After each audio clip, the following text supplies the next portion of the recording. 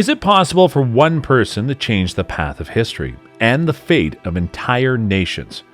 Get ready for Oppenheimer, a captivating biopic directed by Christopher Nolan that delves into the mysterious life of J. Robert Oppenheimer, a man whose judgments and genius altered the course of history in inconceivable ways.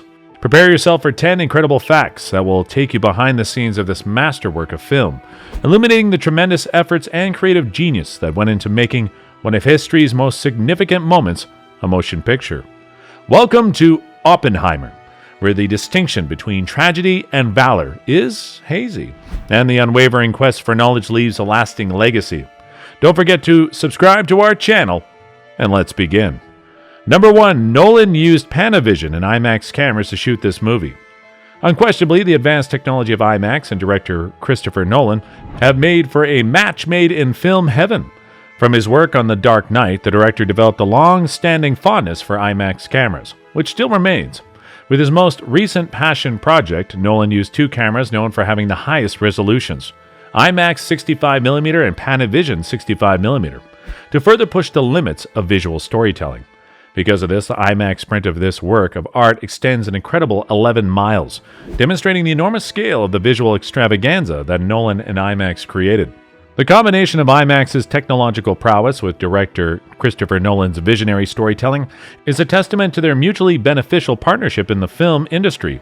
After years of cooperation, Nolan has fully utilized IMAX cameras to produce films that captivate audiences with their striking depth and larger-than-life images. The fact that he used both Panavision and IMAX 65mm cameras in his most recent endeavor shows his dedication to pushing the limits of cinematic craft. Number 2. Nolan's first R-rated picture in more than 20 years. There has been a noticeable change in the ratings for Nolan's films over his career. His last R-rated picture was the 2002 thriller Insomnia, which starred Robin Williams and Al Pacino. For the previous 20 years, Nolan has primarily directed PG-13 movies. But with his most recent film, Oppenheimer, with the Motion Picture Association of America rated R for its mature content, which includes sensuality, nudity, and language, this pattern breaks. The main reason for the R rating of the movie is the big sex scene with Florence Pugh and Cillian Murphey. Pugh plays Jean Tatlock, a psychiatrist who has a romantic involvement with Oppenheimer in the movie and is also shown to be a Communist Party member. This close-knit depiction of the relationship delves into intricate subjects and enhances the story, justifying the adult rating for the movie. Number 3. With Nolan, this is Cillian Murphy's sixth movie.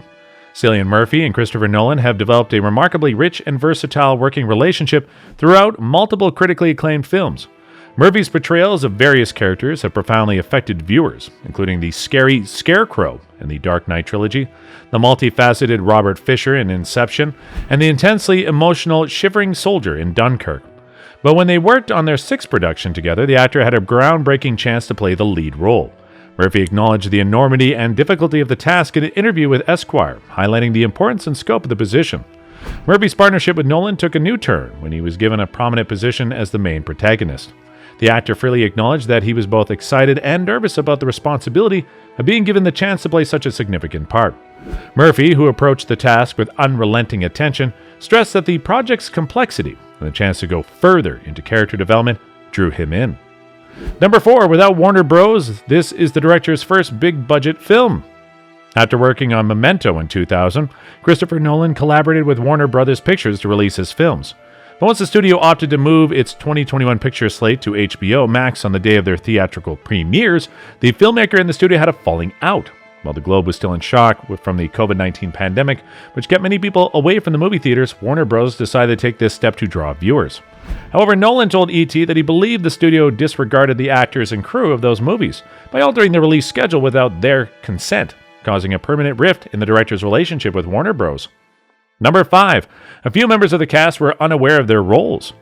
Acclaimed performers Cillian Murphy, Robert Downey Jr., Emily Blunt, Matt Damon, Florence Pugh, Rami Malek, Kenneth Branagh, Matthew Modine, Jack Quaid, and many more are among the ensemble cast of Oppenheimer that possesses unmatched star power. This combination of elite performers promises to provide performances of the highest standard in this contemporary Hollywood production.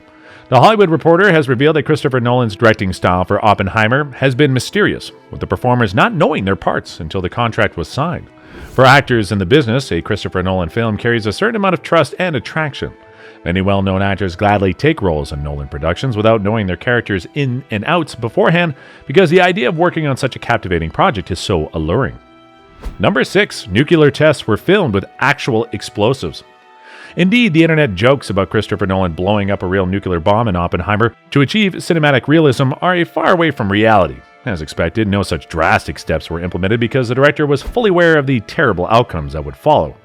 But in keeping with his dedication to realistic effects and authenticity, Nolan opted to recreate the Trinity nuclear test, a crucial historical event, in the movie without the use of computer-generated imagery and instead with real explosives.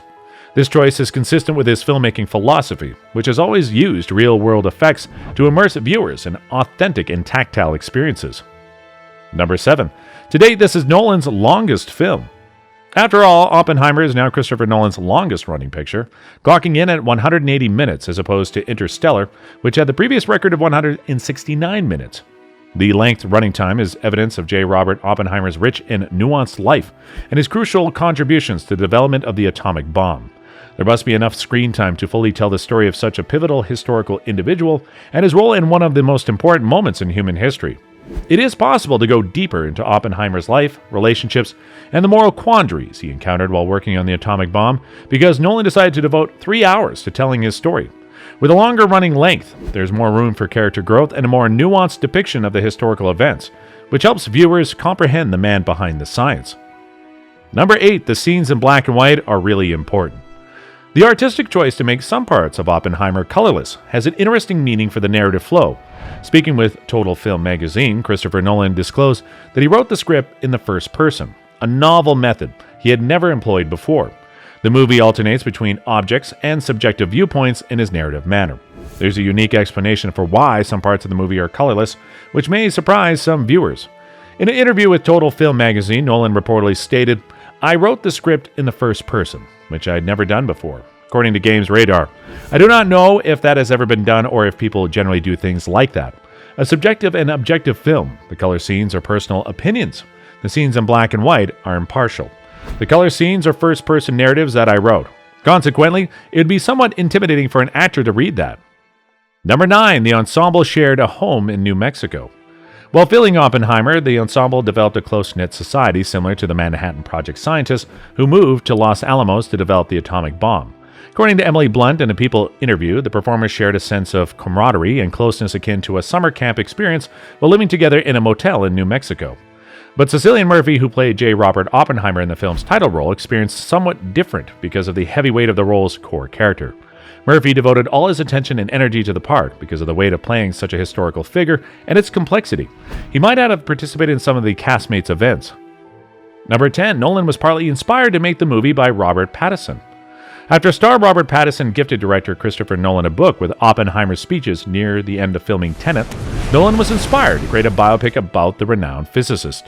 Nolan told The Hollywood Reporter, "When you read the words of people speaking at that time, you see them wrestling with the implications and the consequences of what's happened and what they've done. I got really excited about telling the story as it actually happened, really trying to be there, giving people the experience of what it would have been like to be Oppenheimer in those moments, rather than using it as an analogy in a science fiction sense." And that is all for this video. We'll be back soon with another informative video. Don't forget to like and share this video. Until next time.